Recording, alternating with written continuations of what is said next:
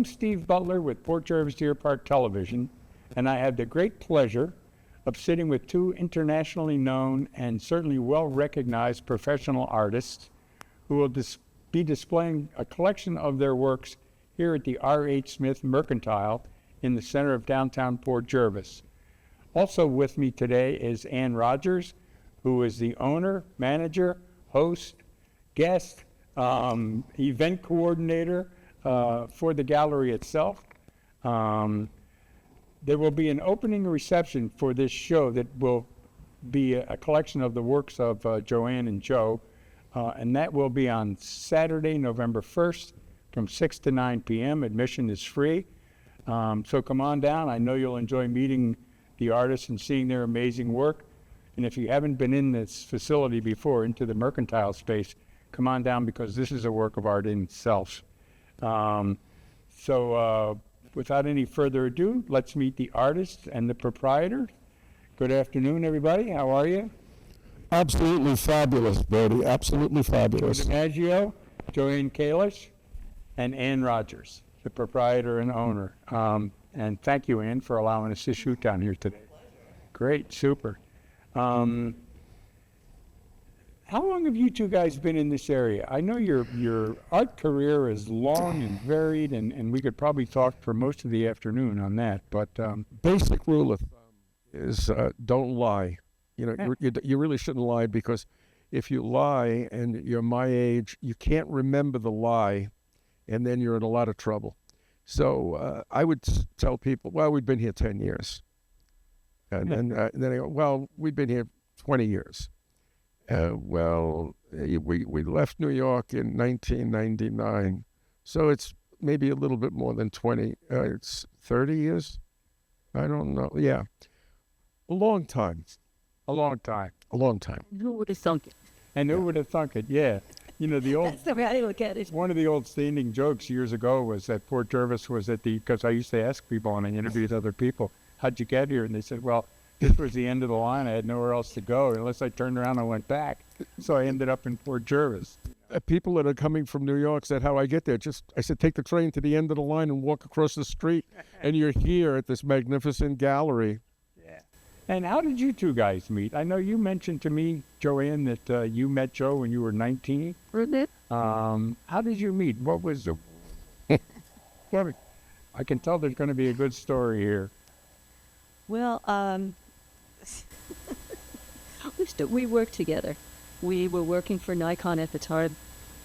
I was a technical advisor, and Joe was doing Nikon workshops. Oh, okay. And that's how it happened. Was that in New York? That was in New York, yes. Yeah. You're just finishing up a show, I think, last winter. You just finished up a show down at Forest Hall in Milford. We did a great show in Forest Hall in Milford, and it was a magnificent show. Great people, and everybody had a good time, and it lasted a little bit longer. I think it was close to 3 months. It was 3 months, you know. So we figured it was going to be 1 month, but it just kept going and going and going, and the people were just wonderful. It was just a great experience. Having said that, Ann has made this gallery into a space that I just, every time I'm here, I just go, oh my God, it is so beautiful. It really is. This is just probably one of the best spaces I've ever seen, not only for, you know, showing art, but for theater, music, whatever. It could be, you could use it for anything. And she's just an amazing individual. And I think it's going to be just a lot of fun. The name of the game, as far as I'm concerned right now, where I am in my life, is I'm looking for health and happiness and just continue to do my work as long as I can. For the better part of a half a century, I was working for some of the biggest corporations in the world, and you had to be on your best behavior all the time. And now that those organizations are really no longer, Sports Illustrated, for instance, is not in business anymore. So, but when you were working for them, you had to play the game by their rules. So what we do now, or what I do now, is I do what I want, when I want, where I want, and I just want to have fun, Brody. I just want to have fun. That's it. And if I can generate a couple of pieces of usable, good art, then that's fine. And if it's not good, nobody's going to see it except me. So that's the way it's going to be. My brother has a line, he always says, make sure you throw away the bad stuff, because you don't want it laying around as part of your legacy. Don't save it. The old saying was, a photographer is known by what he shows, not what he shoots. You know, he may shoot 400 or 500 images and only show 12. The only reason he's showing 12 is because they're the best 12. And why do we want to look at the outtakes? We don't want to look at the outtakes. Yeah. By the way, I should say something. You know, we're talking about myself, and we're talking about JoAnne, who's an amazing, absolutely amazing photographer and artist. One of the keys to this show is going to be Dennis Wheeler, and Dennis has been our mentor for approximately 50 to 55 years, and he's part of the New York City inner artist people. One time we were having lunch, and I was doing an interview with him, and he said to me, he had passed a comment. He said, "Well, yeah, Andy and I did this," and so I didn't pay any attention to it. And then he went back and said, "Well, Andy did this," and so somewhere, after the fifth Andy, I said, "Dennis, Andy who?" And he goes, "Andy." I said, "Yeah, Andy." He goes, "Andy Warhol. What the hell's wrong with you, you jerk?" What kind of an Andy? Like, it's Andy Warhol. And I go, "Oh, Andy Warhol." He's He'll be part of the show. He's the third artist, so he'll be showing his numbers. Well, if I certainly don't want to correct you, and I don't want to correct anybody. The way I look at it, he's 1, JoAnne's 2, and I'm 3. And he's, I think people are just going to be fascinated with, your brother's work is magnificent. It really is fabulous. And I think people are going to see Dennis's work, and they're going to have the same feeling. He's just he's got his 90th birthday on the 26th of this month, and all I can say is he's in the permanent collection of MoMA. He's in the major gallery, portrait gallery in National Portrait Gallery in Washington, D.C. He's just absolutely wonderful. He's well known and also well respected in the art community, nationally and probably internationally. Yes, Dennis. Absolutely. And only because he sent this to me, and he's not here. When you're doing a show, everybody wants you to write something, a statement. And I've written, 50, 60 statements, 70 statements. And to be very honest with you, the bulk of what I'm writing is absolute, total bull. That's what it is, okay? It's, Leonardo da Vinci. I mean, I look at the work and I just, you just go on, and Picasso, I love Picasso's work, and you go on. And, it's like, you got to be kidding me. Stop already. You dare to put yourself in the same, not even close. So this is Dennis's statement here. So you can't believe this. Here's his statement. I start it, I guide it. The paint paints. The photographs do what they do. I stop it, I study it, I enjoy it. I may show it, I may not show it, and I may start a new one tomorrow. That is so dense. I mean, but Dense. It's the same thing that I wrote here, and I was going to just mention that itself. Thank you for doing it. Oh, I'm sorry, I didn't mean to. No, that's okay. It's just,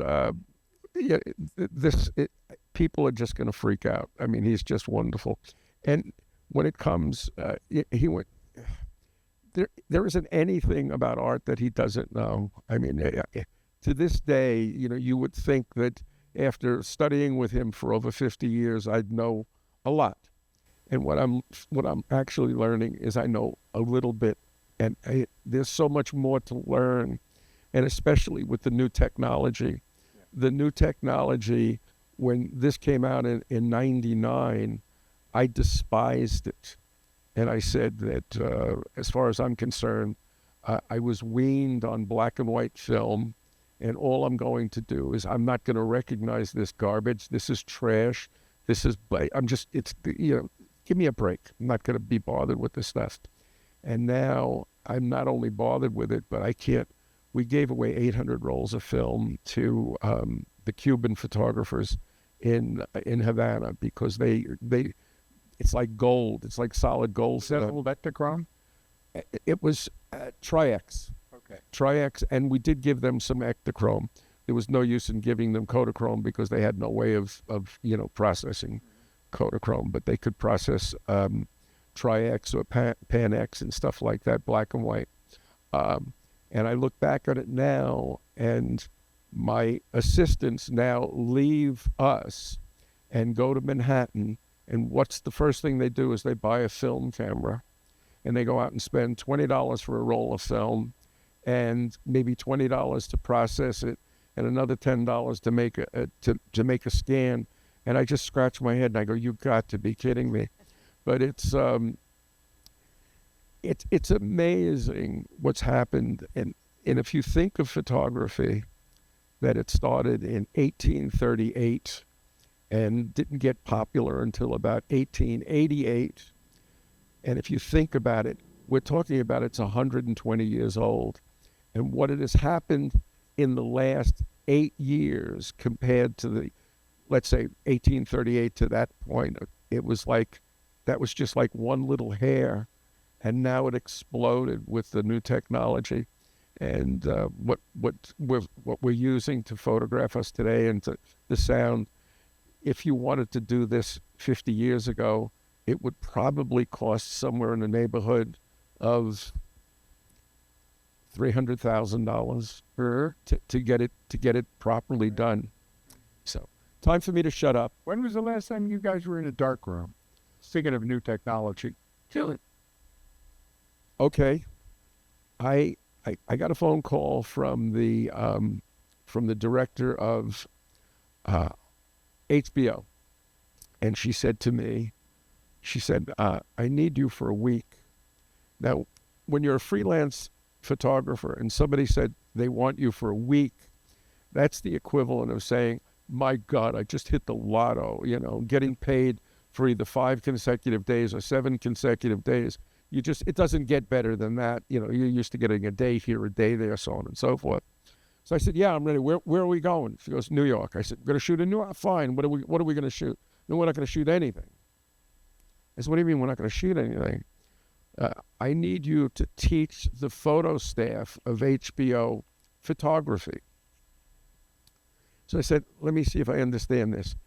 You want me to teach the photo editors photography?"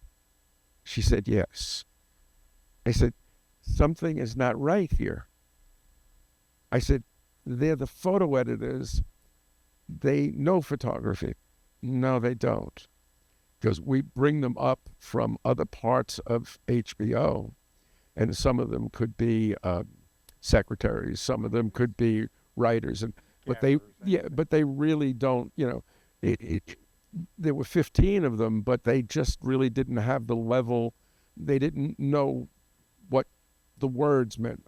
She said, "Well, if somebody says the negative is too thin," they go, "What's that mean?" There's no relevance or it's thin, it's dark. Okay, it's dark, you can't see it, it's thin. And if it's thick, you've overexposed it, so you try and teach them. So we got it all done 1 week, and it was extremely challenging, and it was wonderful, and it was great. And I actually, for the first time in my life, I actually took notes and turned it into HBO and told them what they had to do for the people that are in the whole building. But the last day, I took them to the Time Life lab. And I called up Time Life, and I said, "Listen, I'm going to bring a group of about 18 people in, and just to show him the lab. Is that okay? Yeah, no problem, fine. Just, you know the rules, you know, if the light's on, you can't bring them in. Okay, fine. So I'm there, and get there, start talking, and the light goes out. So I go in, and I walk in, go through the first door, and the second door, close the door, and there is Alfred Eisenstadt. And Izzy is making didn't know that amazing. before, eh? No, I did not know it. And he's making a print. So Izzy turns around and goes, "What the? Well, what the?" Yes, he said, "What are you doing What are here?" you doing here?" He didn't exactly say, "What are you doing here?" He used another term. So I said, "Izzy," I said, "What are you doing here?" He says, "I'm working on a print." That's what does it look like I'm doing in the darkroom. I said, I need a favor. And he said, "What's that?" I said, "I've got some people out here that would just absolutely die. They would love to meet you." I mean, yeah, Alfred Eisenstadt, the man who stood 22 inches from Adolf Hitler, you know, in 1938 or 37, and I talk about a set of testicles to be able to do that as a pretty difficult thing to do. That's for sure. I'm not sure I would have been able to do it, even though he was very young when he did it. And the looks that he received. There are photos of him shooting it, and some of the looks from some of the Nazis were just like, "Oh, we just want to carve this guy up into pieces." So he said, "Well, I'll be out in 5 minutes. Just wait until I get this work print done." So I go back out and I give him this big. I said, "You're going to meet the man who helped build this building. He helped build the actual building. Without that, you wouldn't have Time Life. And you're going to meet Izzy." Did they know? Did that ring a bell to them? Alfred Eisenstadt? Nothing. Nothing. Eh. No. Nothing. And I went, stroke time. I said, "Alfred Eisenstadt, do you remember the end of the war with Japan, with the sailor dipping the young lady, kissing her? Do you?" The nurse. Yeah. Yeah, super. So he comes out, and I said, "This is one of the greatest photographers in the world, across the board. And you have access to him for a half an hour. Ask questions."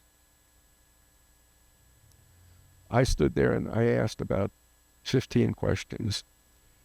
When it was all done, I was so disappointed. I mean, I looked at him. He's just such a beautiful man, really wonderful. Worked until he was deep into the 90s, 99, I believe. And I went back to talk to the junior vice president of HBO, and I said, "I'm not going to, I'm going to take my check for the 5 days that I did this." I said, "But a book needs to be made, and everybody who comes into this building needs to, as part of, getting the job, they need to read the book and understand how this building got here and the people that built it. And it's really mandatory that," let's put it this way. You gave me a beautiful introduction. You gave JoAnne a beautiful introduction. If it wasn't for 20, 30, or 40 photographers that took us under when we were in our 20s and said, "We're going to teach you this, we're going to teach you that," with the understanding that when the time comes, we have an obligation to pass it along to the other photographers. There are no secrets here. If you know how to do something with black and white and somebody doesn't know how to process this, you need to tell them how to do it and make it easy for them. The same thing with color. So whether they actually did it in the final analysis, I mean, I wrote a rough piece out, just the history of the building, the history of the people, and what can I say? I'll never forget the first time I met him. Just magnificent. Sure. First photo You're 9 years old. You're born in Greenwich Village. Yes. What was Greenwich Village like in those days, and how did that influence, if it did at all, your choice of careers? Greenwich Village, when I was... We're talking the 50s, 60s. Yeah, we're talking late 40s, early 50s, and it was magnificent because I would walk with my mother and go down to Bleecker Street and go across the street, and every place you would go when you were that short, all you would see is artwork that was up against the fence. And it would just go on and on and on. And I mean, as you're walking, you'd see, you can't imagine what you'd see. It was just absolutely beautiful. Yeah. I can't explain it other than saying it was a time where it was beautiful. It was like, you know what it was like? It was a little tiny village, a small little village in the middle of, in those days it wasn't 13 million, it was more like 9 million people in the 5 counties. But you would, a woman on an August day at midnight could walk anywhere in Greenwich Village and no one would put a hand on her. No one would whistle at her. No one would just, you know what people do. They didn't do it in those days. And it was 100% Italian or 100% Jewish. It was a combination. It was kind of equal at the time. And all of the police, of course, were Irish. So you had to make sure you did well with the local police. And they made sure that they knew who you were, who your father was, and so on and so forth.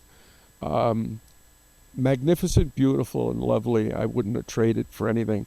And one of the things that I didn't know until I was about 18 is I would see this one sign that was, I didn't know what the word meant, but it began with a F, and it was just fan something. Fantastic. And I would see billboards for Fantastic over and over again, Fantastics, for years and years, and then finally realized what it was. And when I finally went to the first show that I saw in the original theater of the Fantastics, I went back 6 times and saw it. Wow. You know, and you could just sit there and you were part of the whole thing. It was magnificent. So growing up there and as a kid, you thought that's the way the world was. Absolutely. The way the West Village was, like, hey, this is everything, man. If I go anywhere else, this is what it's going to be like. Absolutely. Yeah, terrific. Now, at 9, you take your first picture. At 16, you sell your first, you actually become a paid photographer, if I Yes. could say that? Yes. Do you remember that picture? I do. It was a high school kid by the name of Newman, and he was a pitcher. And this local newspaper bought it, and I think it was $5.50. I think total $5. That's with the printing and everything. So, but So that was your first shot, right? 16 years old, you're now professional.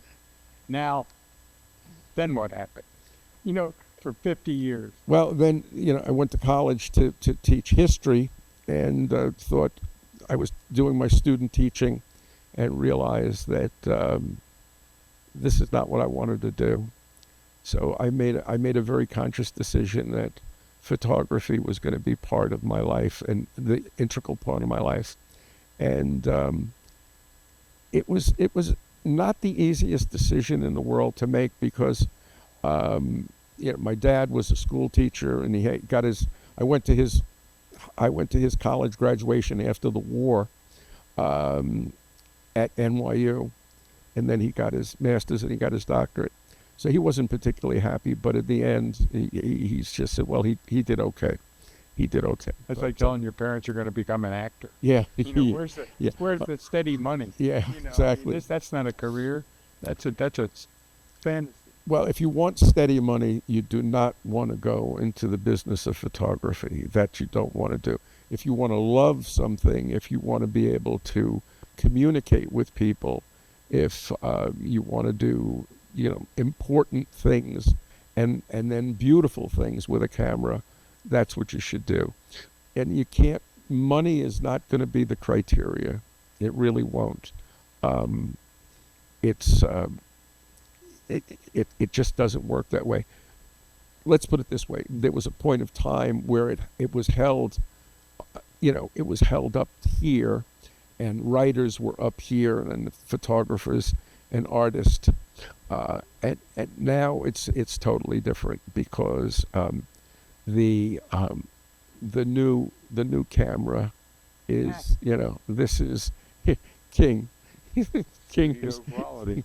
yeah. King is calling me from Florida. JoAnne, you do commercial, obviously, and you do a lot of non-commercial stuff. I heard it saying one time that people who do things like that, the commercial aspect is for the economics, the personal stuff is for love. The way it is, for the most part. You don't have a preference, do you, as to which type of shoot you'd like to do? Well, nowadays there really isn't that much commercial stuff out there. I mean, everybody's a photographer. So, I enjoy doing it. Yeah, I enjoyed working for all the magazines and having that kind of clout, wanting to photograph somebody. For instance, I always wanted to photograph Julia Child. I am a big foodie. Wow. But at the time, I could never get backing for a story. Like I would propose stories to different or they'd hire me for certain things. But that one time, I wanted to really do a story on her, just really, and I couldn't get anybody behind me, and she wouldn't let me. I never did the story I wanted to do on her. But when you have that kind of backing, like I work for Sports Illustrated, and the doors would just fly. Who do you work for? Sports Illustrated. You get in there and you can just do anything. So that was kind of cool. It just opened, photography just opened a lot of doors for me as far as working in editorial and having jobs like that.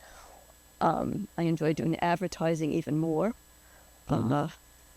But right now, doing what I want is also kind of fun. And that's the way it's going these days. And I love it. I mean, well, your background is also very broad, as is Joe's. You super portrait photographer. Your sensuality series, digital stuff that you're doing. right. Some of the other design work that you're doing, different ways of using color. It's always interesting to me. How do you transition? I mean, to me, like life is a bit like a train, and you get off here on a stop and you do a little stuff there at that stop and you get back on the train. That's how things happen to you. Right. Did you kind of have a plan for your career? Actually, no. No, it just happened. I mean, I always liked photography. As a young girl, I used to work with my father a little bit in the darkroom, and then I worked for Nikon while I was also going to school, and that was another good situation. And I met Joe there, and Joe kind of said, "Hey, you're really good," whereas I never would have thought I was good, to the point where you can really get and do this for a living. So that was inspiration, and That's like it just kind of happened. I mean, I was in the right place, the right time. I mean, I had experience, but things happen with Sports Illustrated, and I got a job.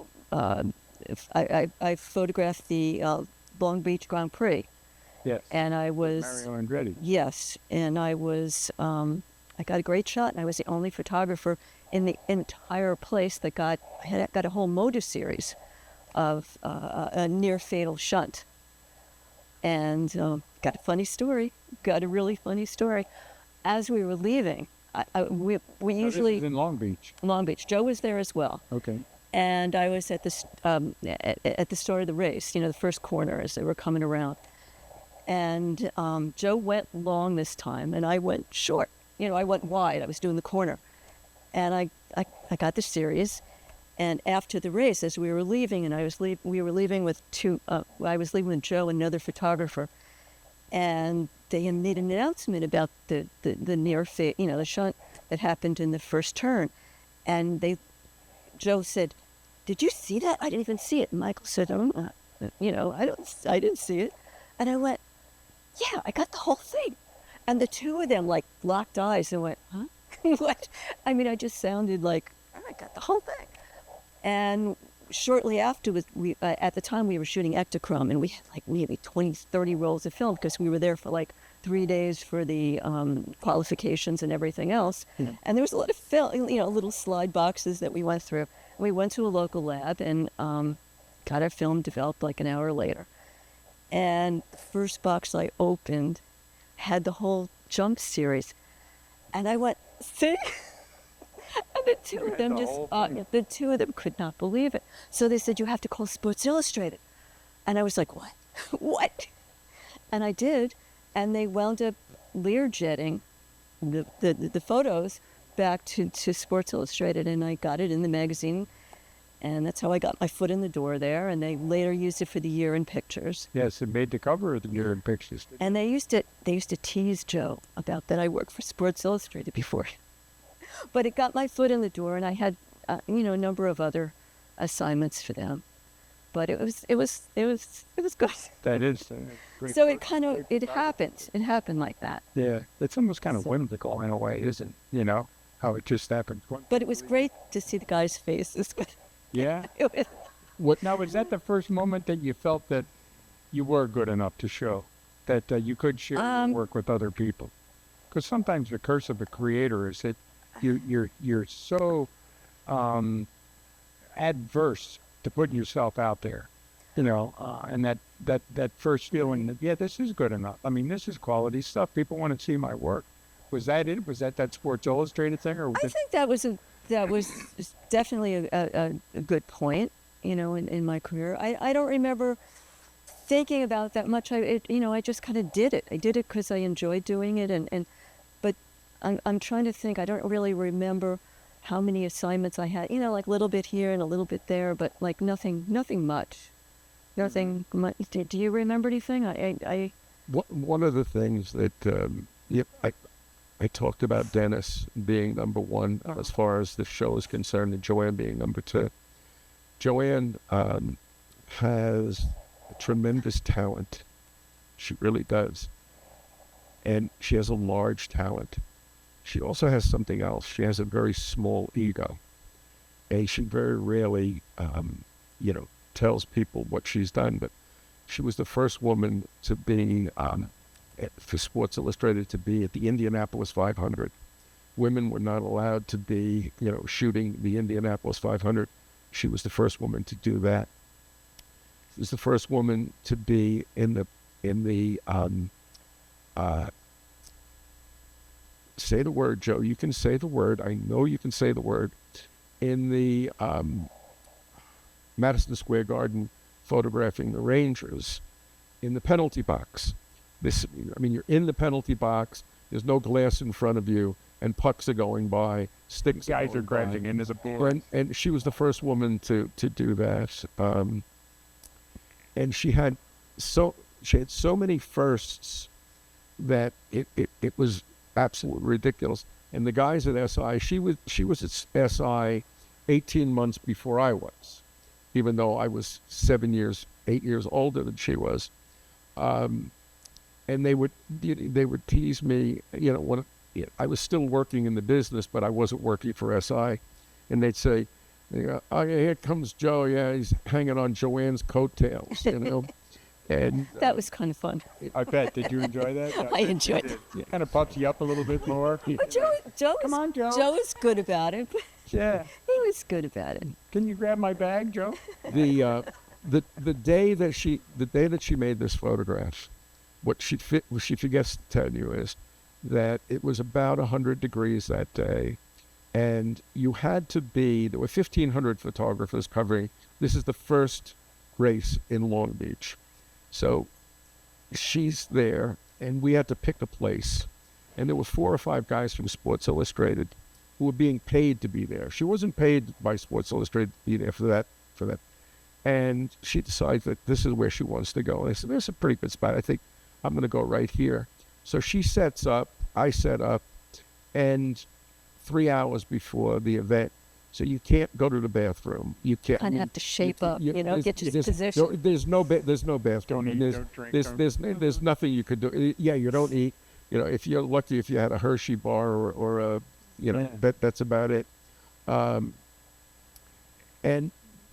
there's a countdown of about 6 minutes before the race starts, and this very large gentleman, maybe 6 foot, I don't know, 3 or 4, with one of the big Sony cameras, the big ones, not the little ones, comes by and decides this is the place that he wants to be. So he takes the camera and he puts it basically on JoAnne's shoulder to get ready to shoot the start. And JoAnne just said, "Please move the camera." Like there was room for him, but she was just in her space, and he wasn't going to listen to some little tiny, wasn't going to It's listen. happened before. And, Before that too, I had a bad experience. So she again asked him in a nice way to just kind of remove the camera from the shoulder, and he didn't do anything. And I was about ready to get up and stand there and just go, "Hey, what are you doing?" And the next thing I know, she goes, boom, and this guy goes down like a ton of bricks. So He deserved it. And that's it's difficult. Women don't have the advantages that men have in our society in the 60s and the 70s and the 2000 now. Women are not, they could be magnificent people, wonderful, but men are always ready to be on top of it and just say, well, she does this, she does that, she's in a bitchy mood and stuff like that. When men do it, it's okay, but, when women do it, they're just bitching into stuff like that. She was the first woman inducted into the Hockey Hall of Fame in Toronto, obviously as a photographer, not as a hockey player. So she's had an amazing career, and when I think about it, I genuinely think she's a better photographer than I am in many ways. She's just she's I've looked at some of her work at 2 o'clock, 3 o'clock in the morning, and look at it and go, "Oh man, I wish the hell I did that." I mean, it's just magnificent stuff, and you have to learn.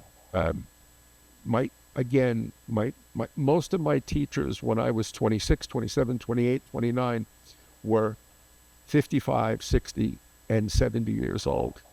And they made sure to let you know that, it's not about you. It's not about you. It's about, if you're covering something that's important, it's about the event. And especially when you're doing journalistic work, you have an obligation to do the right thing at the right time. Put your ego, leave it in the trunk of the car. Don't try and be a hot shot or a hot or whatever. You don't want to do that. You just want to you want to do a really great job. And JoAnne is very low key. I'd rather my work speak for itself. I don't I don't want to talk about it so much. Speaking of that, in some materials that you sent to me, you mentioned that your photography allows you self-expression.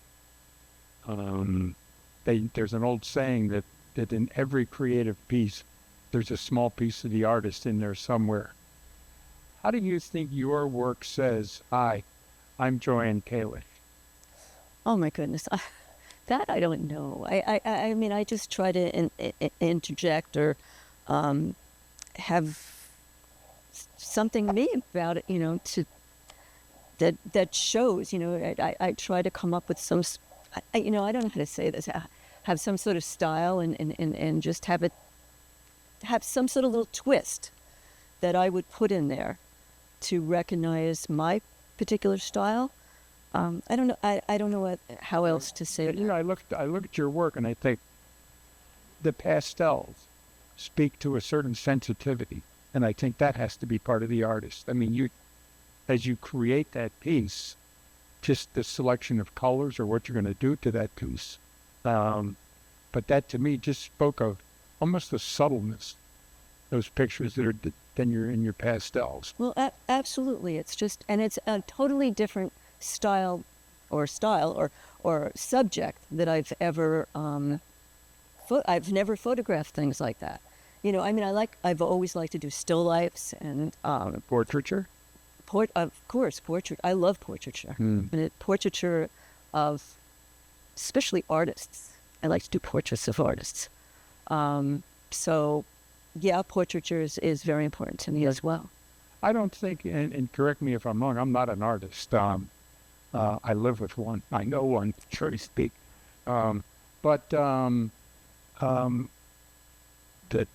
those things that make a good creative piece, whether it be sculpture, painting, photography, or anything like that, isn't planned. That when you sit down with works and things like that, how you prepare, how you edit, how do you create the final piece, isn't a thoughtful process. It's just something that seems to come out. I mean, you're standing there, you're looking at the piece, and all of a sudden you say, it needs this. I need motion in this thing Right. to kind of bring it to life a little bit. But you don't plan all of that when you have the first rough draft, so to speak. Well, it depends on what I'm doing. I mean, there was a period of time where I was doing a sensuality series. And before I did the series, I had a certain things in my head. I wrote down, I want to do this, and I want to do that, and I want to do this and that. And as I progressed into the shoot, things start to happen, and you start working with the person. And I like the rapport back and forth, and especially with digital cameras now, you can say, this is what I did, this is how you look, this is what I want you to, let's do a little more of this. So it's easier to go back and forth with them, and it just, things happen, and it's like a magical moment when those things happen and everything clicks, the light's right, and you have your experience, but it's also working in the situation and it all coming together. And I love that, the magic of photography. How do you choose your images? I mean, you shoot. I mean, to me, walking outside as a non-photographer, I mean, everything to me is a photograph. I should say everything to me is a picture. Everything to you is a photograph. And the subtle difference there is that I might do it just to send to my Aunt Minnie in Florida, and you would do it to create a piece, a finished piece. Right, of a art. photograph rather than a picture. Yeah, exactly. Yeah. But how do you choose your images? How do you select what you want to shoot? Some of your still life is magnificent. Thank you. And the design stuff, a lot bolder than the pastel stuff.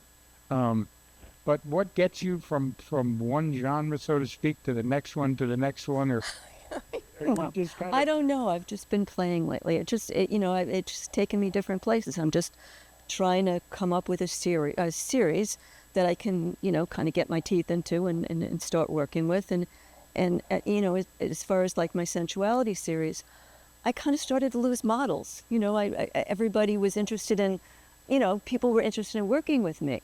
And now all of a sudden everybody has their own little cameras and they turn around and go like this or like that. Selfies. Yeah, and they look at me when I say, I'd really like to photograph you, and I can, and I'm such and such, and here's my website, and they don't think anything of it anymore. It's like, they never call me back. So I said, well, let me start working with something else. So I've tried to work with a series where I can kind of develop it and play with it and take it as far as I can take it. Right. Not that I want to give up on the sensuality or any of those other things that I've done along the way, Right. but that's where I'm at. Right. Now, Joe DiMaggio, Yes. Sports Illustrated, Time Magazine, ABC TV, Olympic Games, ESPN, Discovery Channel, HBO. Then you got time to write a book, fill the frame. Then you got time to do teaching of other artists or up-and-coming artists. Then you have time to lecture. Then you have time to make films. Who is the real Joe DiMaggio in there? Wow. Well, I mean, what a terrific career, and the body of work is amazing. And again, I'd say to the viewers, if you want to see some good artwork, make sure you're here November 1st. Opening is at 6 p.m., 6 to 9. That'll be the opening reception. And once the show is up, it'll be up for a while. But who is the real Joe DiMaggio?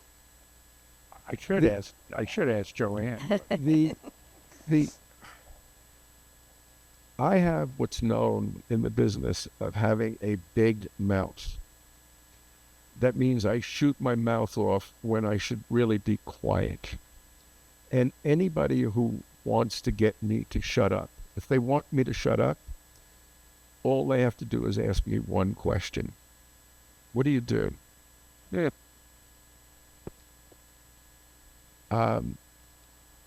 My first editor was Sally Lloyd. I was 25 years old and walked into Image Bank, which was the highest of the high. You couldn't get higher than the Image Bank in the 60s and the 70s and the 80s and the 90s. That's as high as you could go as far as that type of work was concerned.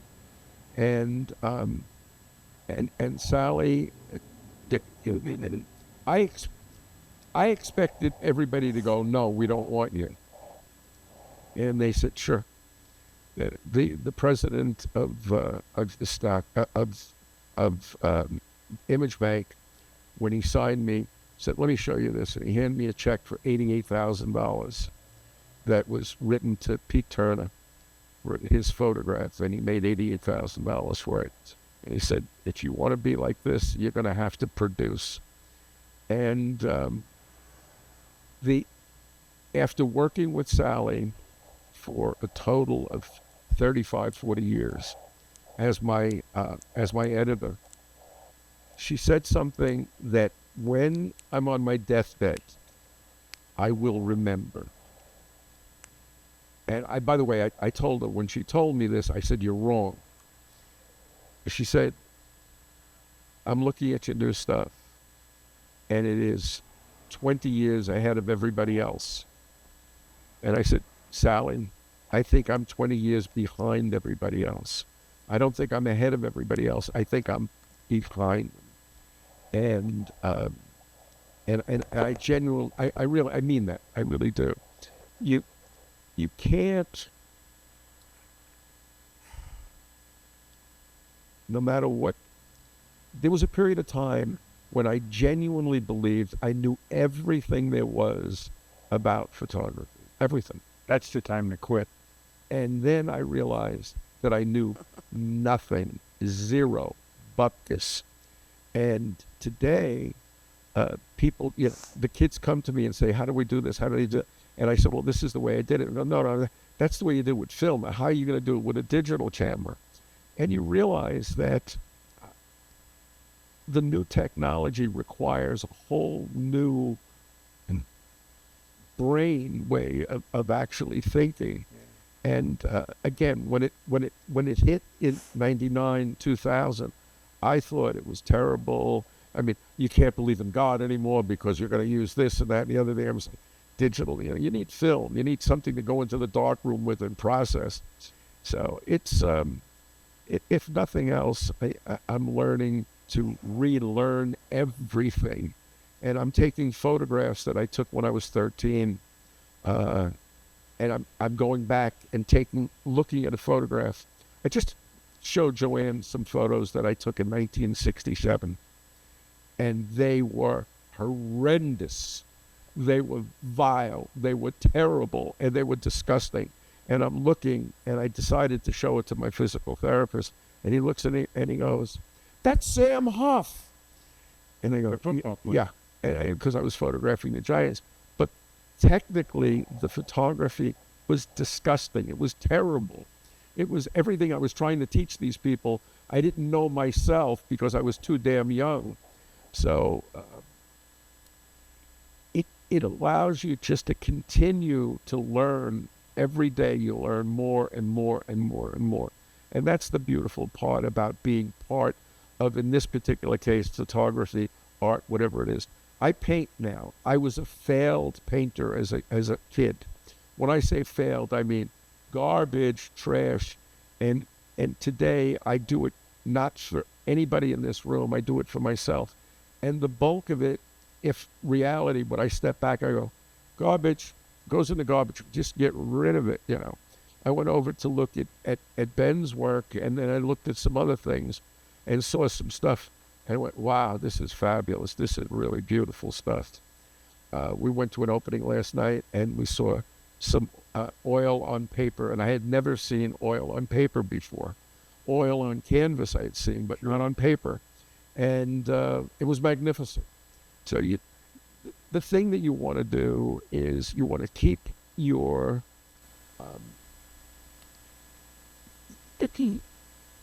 you want to think that there's a million things out there, and you're always looking for something new. For the one. Absolutely. And I think that's what you have to do.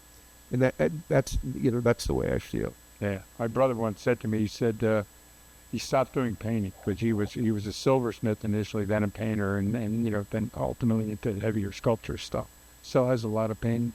But I said to him, why'd you quit painting? And he said, the things they're just never done. He says, I finish them, I put them over in the corner, and it's sitting there staring at me, and I go, I'm starting a new piece, and I got to go over, no, I got to put a little black over here, or I got to change it. He said, so I got to turn them around. They're never done. I don't want them anymore, He said with the sculpture, and he said to me one time, he said, I wish I'd have studied photography. I mean, even there's a process to the final piece, but when you shoot something, that's it. You can't go back and ask the subject, can you come and sit for me again? I got your left cheek instead of your right cheek or whatever. Well, nowadays you can. Nowadays You can change it a little bit. Yeah, exactly. Explain, and you use this term, and I found it very interesting in a broad sense, but visual literacy. What do you mean by visual literacy? Your ability to generate a photograph that's going to change somebody's attitude. You know what literacy is. You read a book, and read the book, and you're gonna go from point A to point B, and you're gonna learn something. With a photograph, if I went to the University of Missouri School of Journalism to learn how to be a journalistic photographer. Having said that, I'm going to look at the camera and say, I never attained anything serious as a photojournalist, because the people that I worked with were photojournalists over here, and I was a photojournalist over here. And when you meet people that, like Eisens, that changed the world with one image of Adolf Hitler, and then 4 or 5 years later changed one image of the end of the Japanese war, the Japanese part of the war. When you that's what visual literacy is. My instructor, Cliff Edom, was in his late 80s, and I would get to Missouri, and it was really simple. I'd say, "Hi, Cliff," and he goes, "Don't talk to me. We don't say hello. Beautiful day." He wasn't a small talker. We don't talk about the beautiful day. We don't talk about whether it's raining or not.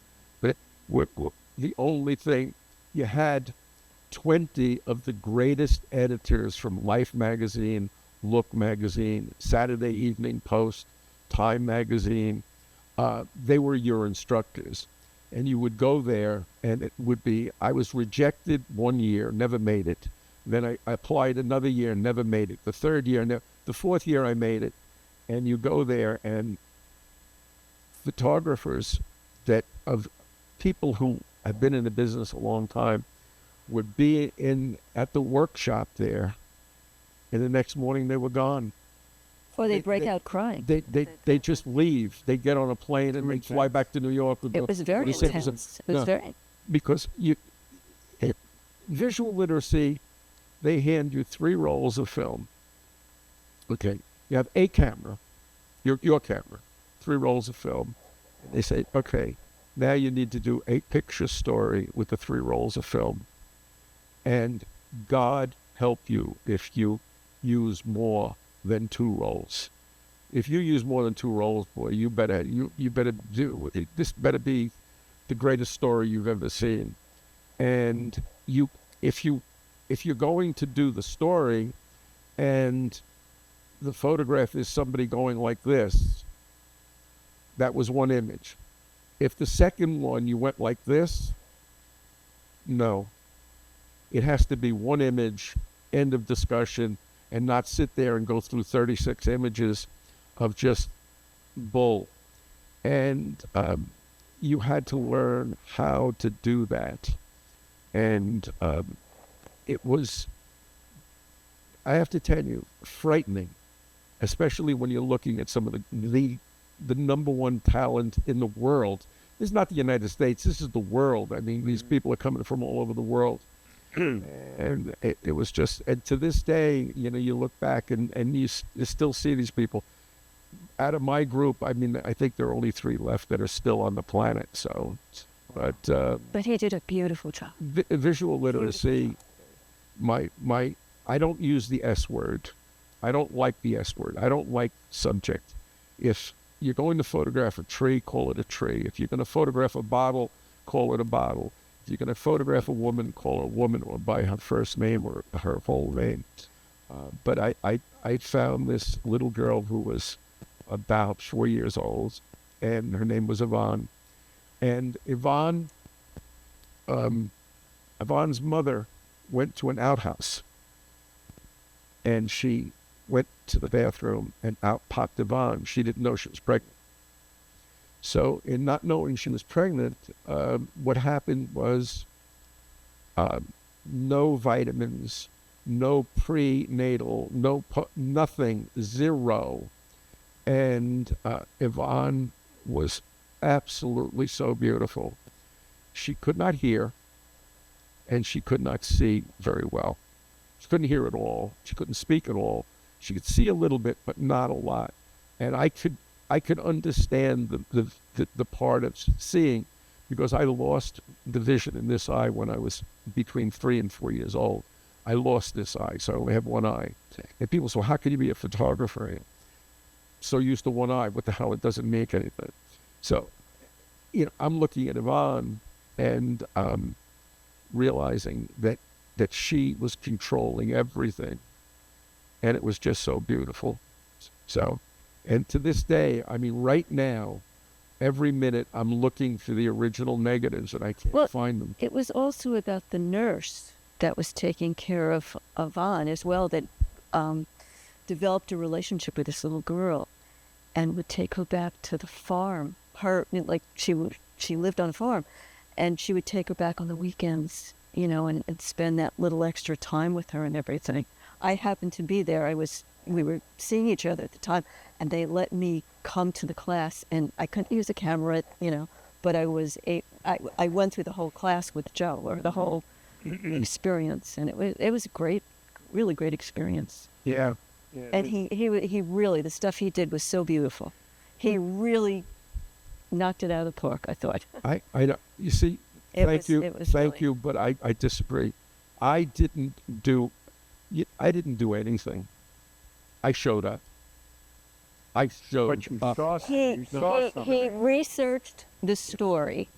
It was her story, not my story. But he researched, I mean, with a newspaper, you know, it was in Missouri, you know, so that part was just great. And it was just, and the story was beautiful. And it just like kind of unfolded right in front of the camera, and Joe captured every shot. So. That I think is I guess it's a blessing and a curse together, because when you see something that somebody else might not see, I mean, what makes a good photograph? What makes a good image? What makes good visual content? You know, you see something. It's like, I write a little bit of poetry, but I can see one thing: an older woman carrying a big heavy bag, holding the hand of a 3-year-old girl crossing the street. And I might just turn real quick and see that, and it just stimulates something in me. And I'm sure with your photography, knowing the story and the research that you did on this little girl, when you get there, you're taking pictures of things that maybe somebody else wouldn't take pictures of because you're seeing a different girl. You're seeing a different person. Yes. You Yes. see something different in that person than I might see. This young lady was so special that, I mean, I went back, I guess 10, 15 years later, wanting to photograph her again. This would be 3 and she'd be 15. And she was adopted. And they intentionally changed her name from Yvonne. She didn't have a last name. And no matter what I did, they would not tell me where she went or, and I said, look, just, get in touch with the people who adopted her. She would now be, I guess, 50 or more than 50, did I say? Yeah.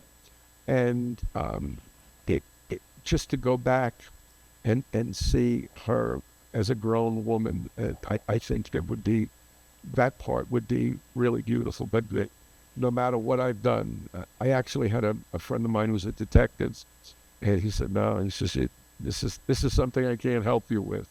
They don't want you to find her, and they changed her name, and she went, I don't know where she went, but she was no longer in Missouri or anything.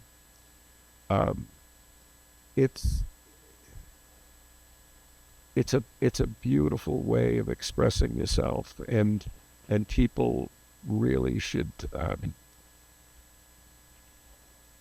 My father called me.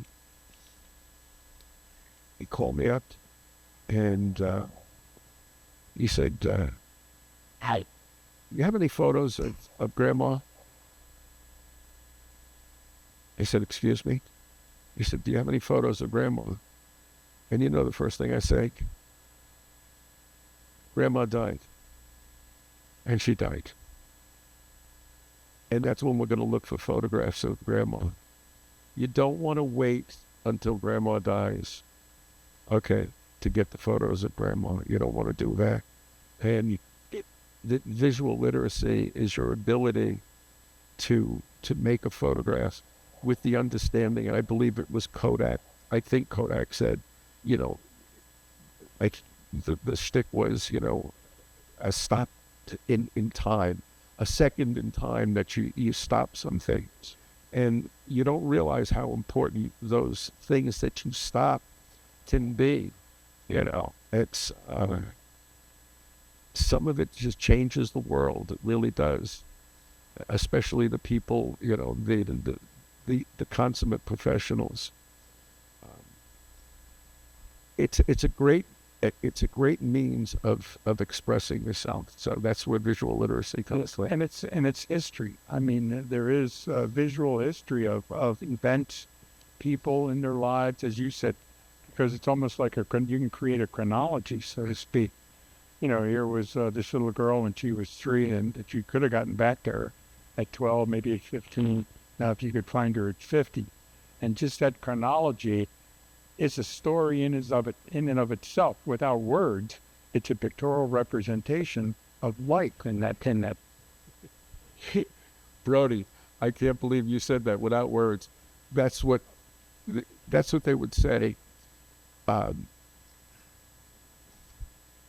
instructor would go, if you take a photograph of a grandfather with a grandson at sunset at the lake, catching a fish on one of those the bamboo poles, and it goes, grandfather at sunset with little girl catching a fish at sunset on lake.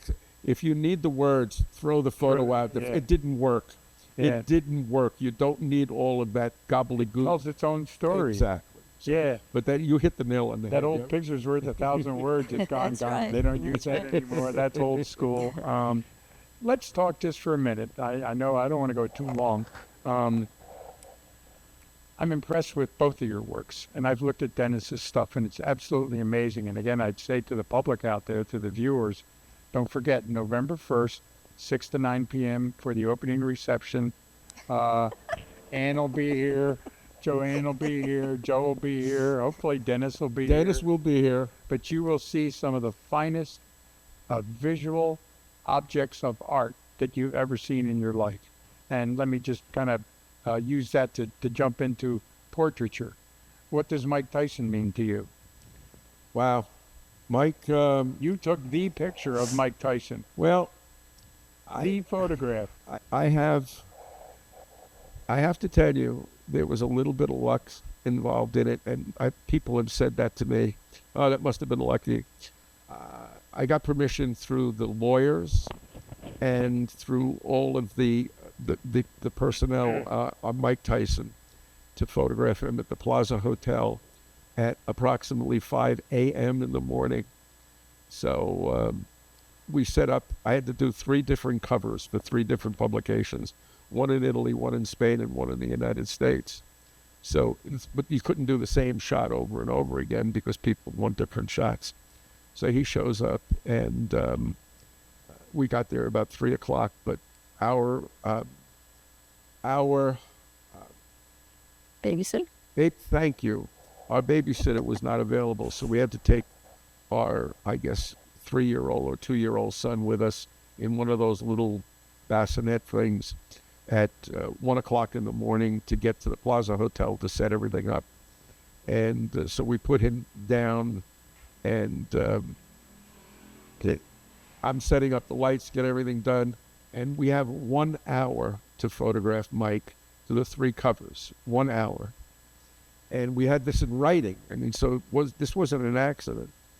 And all of a sudden, Mike walks in, and he's got my son under his arm with his head and his feet are dangling like this. He's not knowing, So I said, he goes, who's this little bastard belong to? I said, oh, that's ours, can I have the kid pick it up?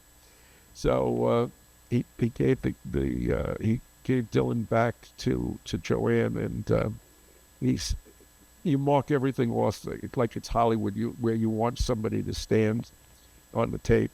And I said, hi, Mike. And this guy goes, you can cut the effing small talk and get your ass moving. Yes, you got 1 minute to get this done. I said, excuse me? 1 minute is all you're getting of Mike Tyson time. 1 minute. And I said, no. Look, here's the paperwork. We have him for 1 hour. And he goes, 55 seconds. Then he just starts counting down. So I took 3 or 4 very quick photos of Mike. And the first one was horrendous. The second one was worse than horrendous. The third one was garbage. And you can tell when you look through the camera, when you know what you want or what you think you want, you know that it's a failure. You just, this is not working. You know when you got it. Yeah, That's true, too. Yeah, you got it. So, and the gentleman he had an entourage of about 12 people, or I didn't count, but it was a bunch.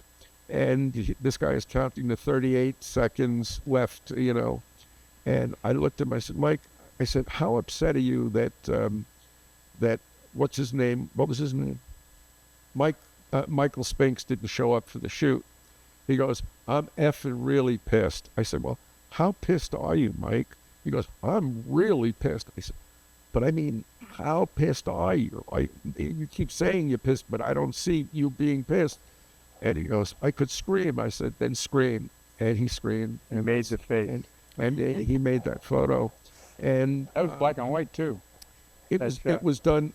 Okay, well, remember what I told you about not lying. Okay. So it was originally done in color. It was not done in black and white. It was originally done in color. And then years later, after it was sold to many, many different venues for a substantial amount of money, I decided that this really would look better.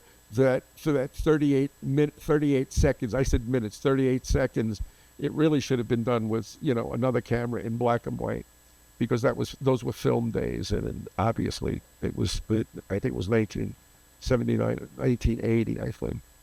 And you have hundreds of portraits that are equally as impressive. I thank you. Thank you. I don't. Did they find you? I mean, does somebody call up and say, hey, you're Joe DiMaggio. I want you to come and shoot me. My name is, I don't know, I, some famous person. no. No? I mean, once you meet somebody, then it's a different story. While we're looking, Yes. arts and antiques, JoAnne. Yes. Yes. The name Will Barnett. Uh-huh. Tell me a little about that shot. I mean, Will Barnett is famous in his own right, obviously. And you were fortunate enough, I guess I could say fortunate enough, to be able to be in his presence and take some portraits. Tell me how that worked, because the photos, and I've seen a few different ones, are magnificent representations of Will Barnett. How did all that come about? Well, thank you. Well, I was given the assignment. It was just when they had changed the format for the magazine. They had just done a spread on Hockney. And so it was a big assignment. I really didn't know who Will Barnett was at the time. And then I started researching, and I was very impressed with his work. We set up a shoot for a certain date, and I researched the whole place and his studio, and he was in this gallery off of Sutton Place, not Sutton Place, Gramercy Park, the National, what is it called? The National Arts Building. What was in here, like a duplex there. So I figured it all out. I figured my lights and everything else, and I think it was like the day before the actual shoot, the magazine called and said he canceled. He doesn't want to be photographed. I was devastated. I was totally devastated. And I remember the writer calling me up and said, what did you say to her? I was like, I didn't say it. I mean, we got along great on the phone. I had, no problem. So I figured, well, gone. The whole story's gone. Big story, gone. Anyway, about a month later, I get a call and they said the story's back on. But you can't bring an assistant. You can't do this, you can't do that. You can't wear jeans in the building. You can only call him Mr. Barnett. All this stuff. The Pope. Oh, yeah, really. I mean, it was just so I went, and I had my shot list in mind where I was going to photograph him and so on and so forth, and I'm painting. And again, it was like a several-page spread, which it didn't turn out to be, but this is what they said. In Arts and Antiques magazine. Yes. Yeah. Yes. And anyway, we were going back and forth. We were at the easel. We were over here. We were over there. And it was at a point where, I'd go, and Mr. Barnett, would you stand up there? And one time he kind of didn't hear me. And I said, and I didn't think about it. And I said, Will, would you stand over there or sit over there, please? It's really nice over here. And after that, he kind of looked at me, gave me this look, smile. And it was all of a sudden we just kind of clicked. It became more personal. It did. Despite calling And his first name. well, this is the funny part. Went around the studio, and long and the short of it is, after the shoot was over, I went to the bathroom before I left because I was driving all the way back to here, and I looked in the mirror, and my face was covered with blue paint. And all the time, he didn't tell me this, right? He didn't say a word. And that was what happened at that, but it was fun. So after the assignment, I would send him a portrait. He really, and I asked him if he'd sign one for me, and, this was for him. And we wound up getting a little friendly, and when I went to pick it up, I don't know, we got friendly, we started talking about art, I asked if he'd look at my book and just tell me what he thought, and so we got to be friendly. And every time I was in the city, if I was kind of nearby, I'd say, well, I'm coming in, you got a little time for me. I figured he'd give me a half an hour or something like that. So we got really friendly. So when the the story of the whole thing is, one day I called him, and he said, well, I'm with my son. We're going down to, I'm getting a haircut or something like that. So we were going downstairs, and we went into Gramercy Park, and we're sitting there, and his son is a lawyer, and he's older than me, you know, and he's sitting across with his girlfriend or something. And Will and I are like giggling, you know, like Will says, this is how we met, you know, they didn't know what the story was. The two of us are like buddy, you know, giggling on the bench. And he told him the story about how we met and with the paint and the whole bit. And then afterwards, he said, Will looks at me and he said, I want you to know this is my favorite portrait that has ever been done of me.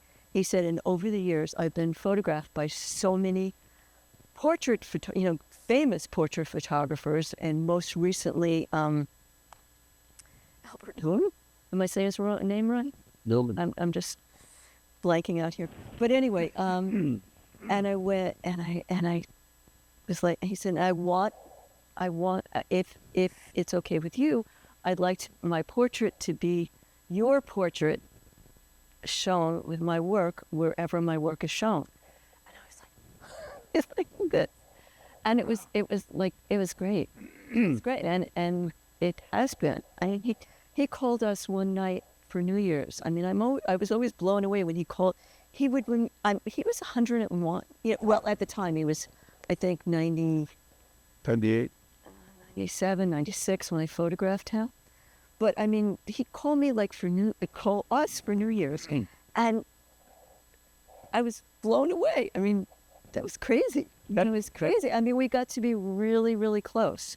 He just told her, he said, don't wear that blue makeup anymore. And he was beautiful, very inspiring, and he taught a lot. But he was very encouraging, especially considering his age and to a woman.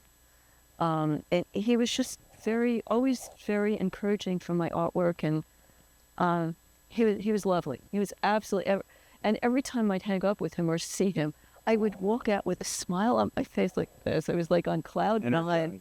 Yeah. And now that portrait hangs in the National Gallery of Art in Washington, D.C. It does. It's a permanent exhibit, I guess. Yeah. In the portraits. Congratulations. Thank you. I have one thing to say.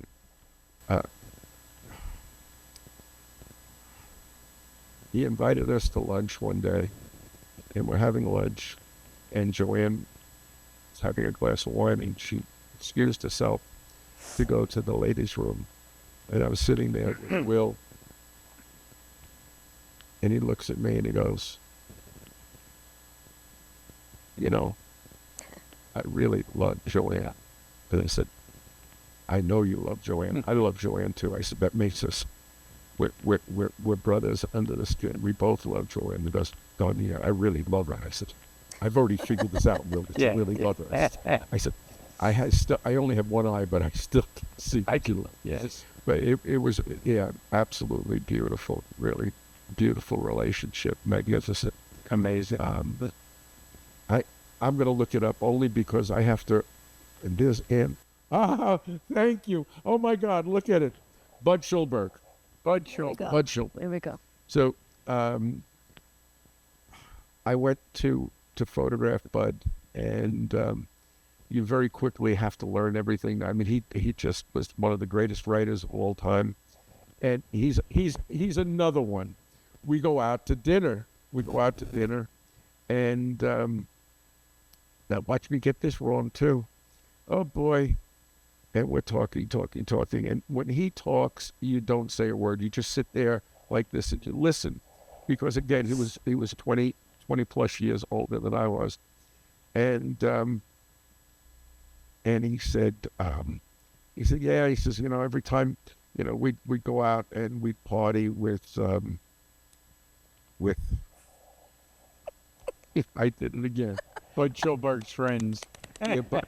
No. And I see, look into the camera. See this? Asshole. See this? They go like this. Asshole. Can't remember anything. This goes back to Dennis when he'd say Andy, and he'd be talking about. He said, "Yeah, well, Scott and I would get drunk. It was like crazy." And he goes, "Yeah, well, Scott, we used to, we'd go out and we'd just drink and drink."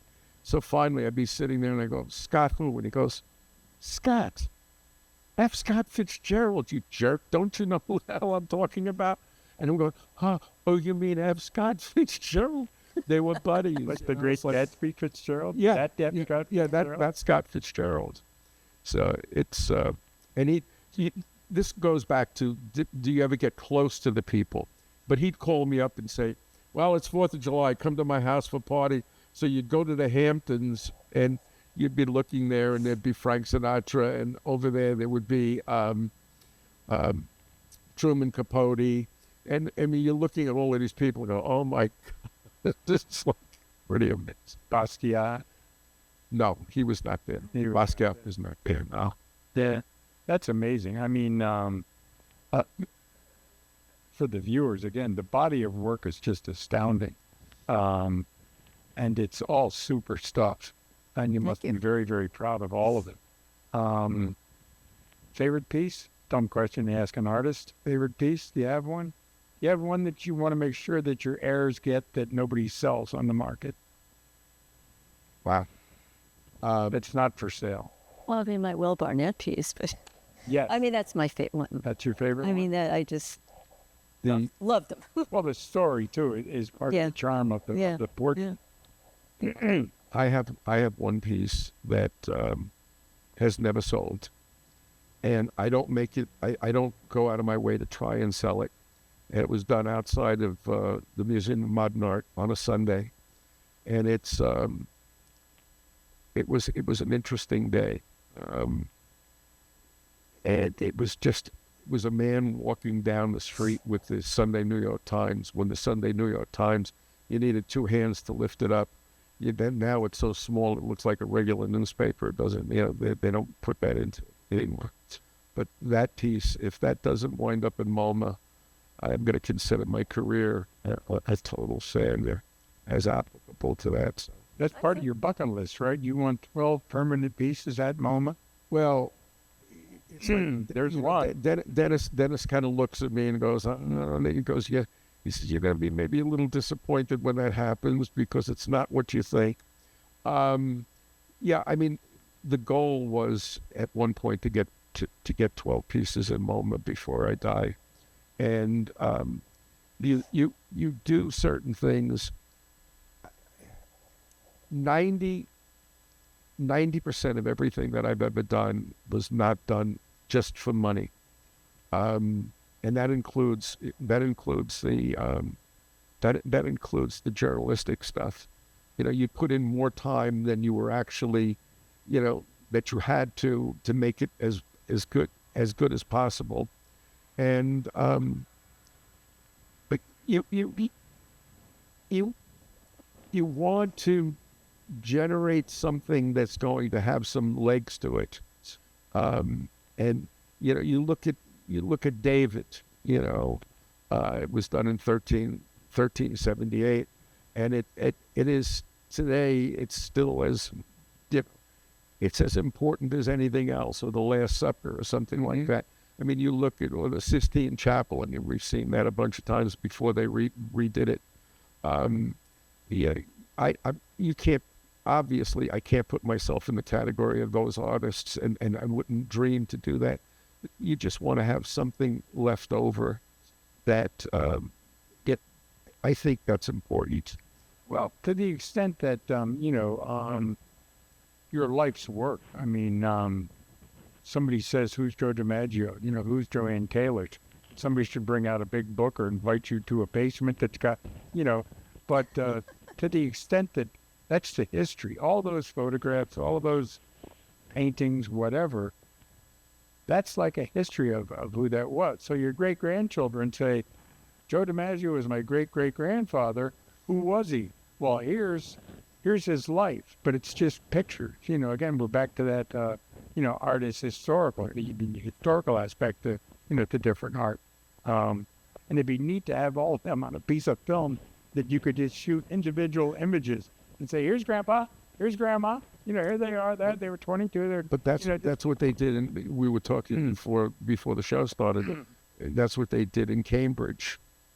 I mean, you could go and you could actually put 80 to 160 slides in there of whatever you were doing up to that point and just knock them out and show them to 200 people while they were sipping cheap red wine and cheap white wines. Do you remember, does the name Wavy Gravy ring a bell? Oh, God, yes. Did you meet Wavy Gravy? I in know, Cambridge? I know. I never met him. I did not meet him, but no. Wavy Gravy? Anybody? No. All the old hippies know Wavy Gravy. I went to a masquerade party last year, and somebody said, "You're Wavy Gravy," and I go, Oh, I got all my teeth. I was in I was in Japan, and on my way to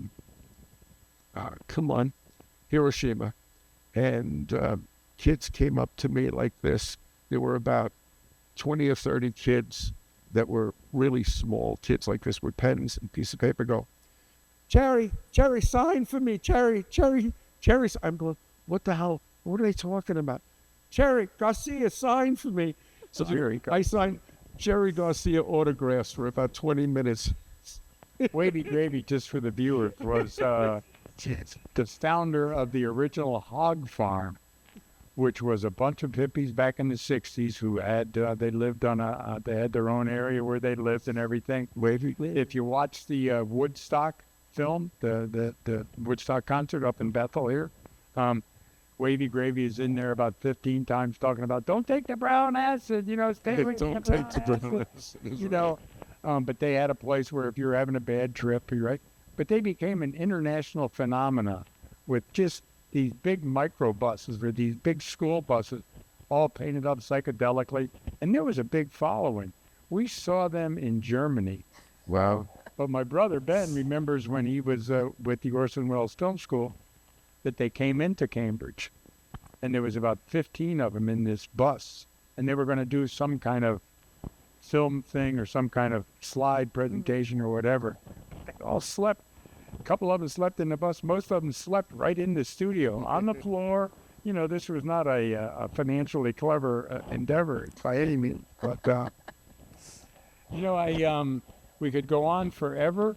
What I'd like to do is just very quickly, what do you shoot with these days? We're back to technology. What do you shoot? Started with Nikon and Leica in the 50s and in the 60s up until Nikon until 1983 and a half. In 1984, I had to sign a contract with the IOC in the Olympics. And if you wanted to be part of the Olympics, you had to shoot not Nikon, but Canon. So you had to make, so you were telling the truth. You had to actually make the change from Nikon to Canon.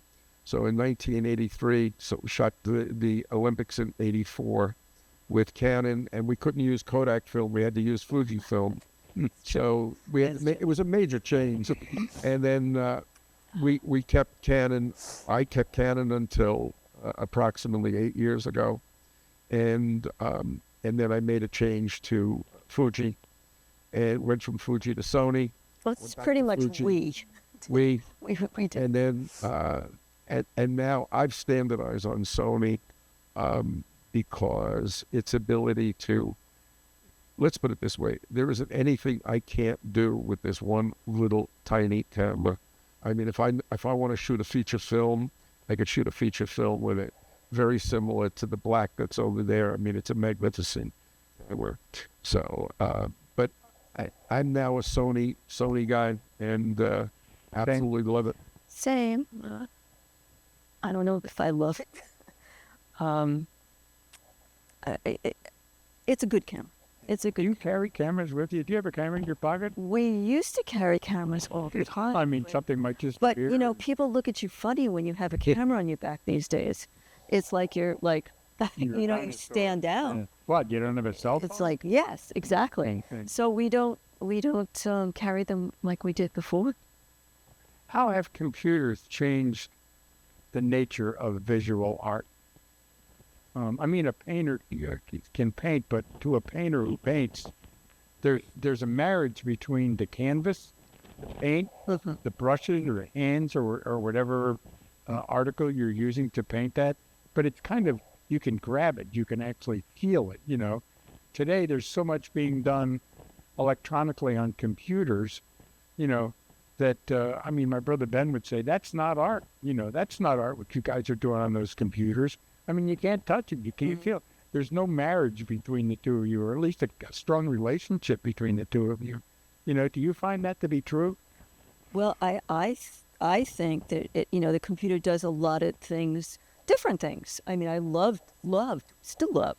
I mean, I don't have one anymore, but loved working in the darkroom. All that was great. I like working on the computer. I like to play a little bit, and I don't play a lot, but there are certain things every once in a while I'll come up with something and it enhances it. But where things have gone in the last couple years, 2-3 years or whatever, it's not making me happy, and I don't want to get involved with it. I don't want to get involved to that point with the manipulation and all the fake stuff, and it turns me off. It's like kind of like people having fake breasts and it's all that stuff and fake lips, and it's like I can't stand it. I don't like it at all. I don't.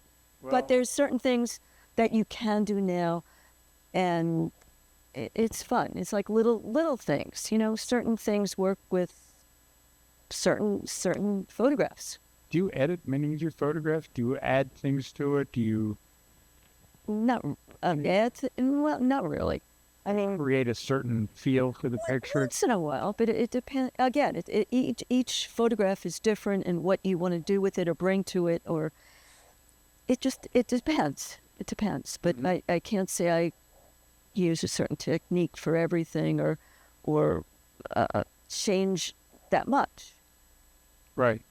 So, but we have. You think to AI totally- is a good thing or a bad thing? Artificial intelligence. I don't like it. You know, like, I like it. Joe? Is there a place for it? 1999, I despised digital.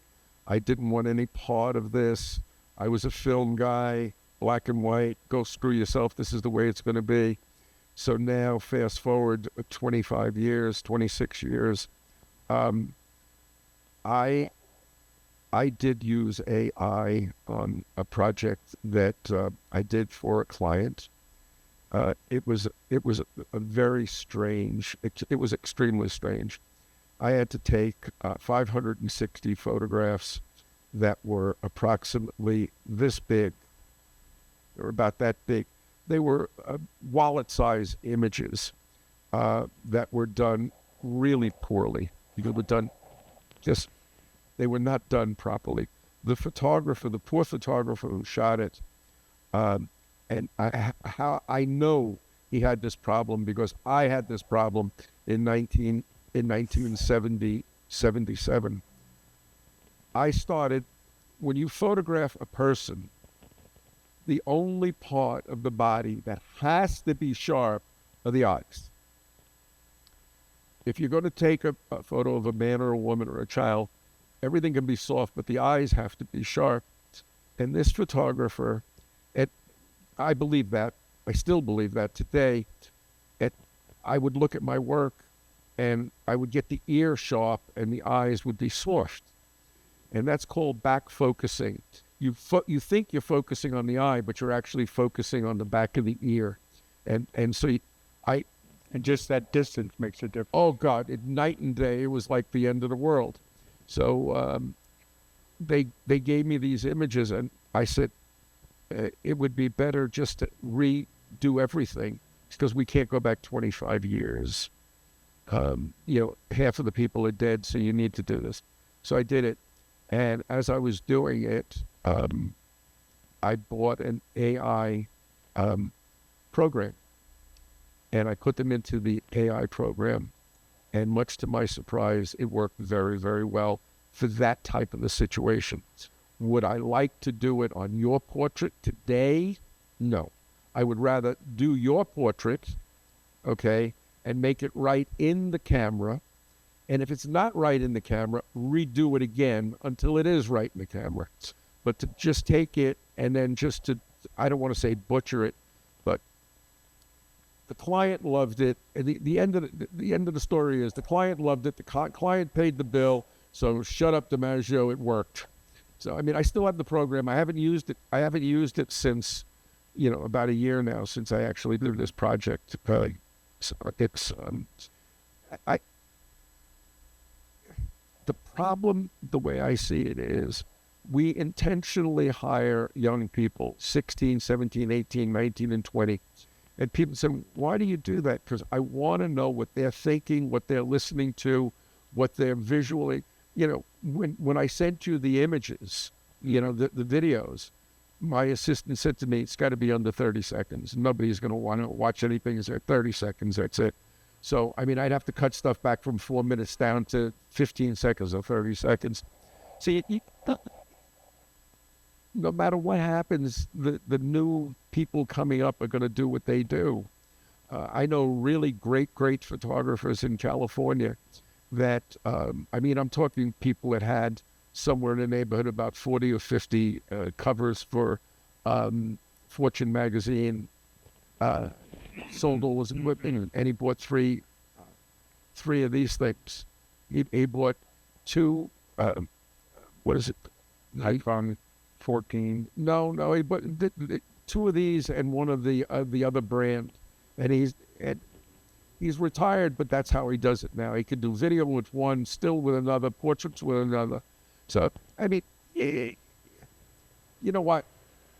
No matter what I think, no matter what I say, it's going to go on and on and on. Well, there's nothing we can do about it. So Change hands, we pass it on to the That's next right. generation. I guess ultimately what really matters is the final piece. the final piece. Nobody's going to ask a lot of people, how'd you shoot that with, where were you, that kind of thing. That's the piece. And who knows? I mean, it's more of a tool than it is an end process. But it has its place. It's got its place. I agree. Good. How many pieces are going to be in the show? Have you selected them yet for Ann's show here, or your show here? Dennis has finished. He's got 30 pieces. I don't know what JoAnne has. I think I have 20 pieces. I think. But I brought some things to show Ann, which we could look at, which I just realized that I put them in wrong, but we could look at it. It's some very large pieces. But, we're going to bring some pieces that are 4 foot by 6 foot. I don't know. I didn't count them. Probably Okay. probably Well, we're looking 25 pieces. I 50 to was 75. concerned about having too much, or so I don't know. Depends on how how it works out with all of us. Is the worst part about a show hanging the show? No, not really. I mean, I think it's just figuring out what That's you the work part. like, going through it over and over again and saying, "Oh, wow, is this going in? Is this and then figuring it out. That's all. Okay, good. So So, director, how do we get Ann in the picture? I do it, mate. Yeah. there you go. Do you pay her? And Gonna give us a tour. okay, all right, good. But nice. Oh, that's one. Yeah. Hey, you want to do closing? Well, just very quickly, yeah. We're still rolling. I think to close, and I want to thank you for your time, and I want to thank Ann for being here and giving us the opportunity to come in your living room here And thank you, and Thank you. make a little show for the TV. Thank you, guys. Just to advertise. ladies. I guess what I'd like to do to finish, I want to requote Dennis's small bit of information that he provided to us, because to me, when I read that, that's art to me in a nutshell. I mean, it's a poem, what he wrote, but it's a poem about how you make art, and it's a poem about the process that you go through. And to me, it didn't speak to the wringing of hands of somebody who's maybe just getting started in an artistic endeavor. It's not the sweat on the brow, like, oh, Jesus, what am I going to do now? I sold a piece. What do I do for an encore? That kind of, all that worry side of it. It was just a very natural, very simplistic, very specific in its simplicity picture of what art is and what an artist goes through. And this is from Dennis Wheeler, who will also be here on the 1st of November. And Dennis says, and I like to think in my head that somebody say to him, tell me about how you do this. And he says, I start the work. I guide it. The paint paints. The photos do what the photos do. I stop it. I study it. I enjoy it. I may share it. I may not. Then I start on the next one. Just that simple. Just that simple. But that's certainly a whole book of things. And I'd like to, again, thank you guys for being down here. I'd like to thank our technical staff. Thank you. Guys did a Thank you. Thank you. super job. And for the viewers out there, keep in mind, this is some of the best artwork you're going to see. If you got your calendar open, make sure you mark it down. The artist opening reception is November 1st from 6 to 9 p.m. And for those of you who might not know where R.H. Smith Mercantile is, if you know where the old Erie Depot is, it's right across the street. It's down at, I think it's 22 Jersey Avenue in Port Jervis, New York. It is a magnificent event space. And right after this, you're going to have a chance to meet Ann Rogers, take a little tour of the facility just so you can get an idea of what it would be like to not only be here to appreciate the show, but if you are artistic in your own way, to come down here. And Ann does many other events other than just artistic shows and things like that. She's one of the dynamos in our community, as is her husband, Paul Cox. And we're glad she's here, and we just love what they're doing with this particular facility. So thank you very much for watching, and we'll see you again.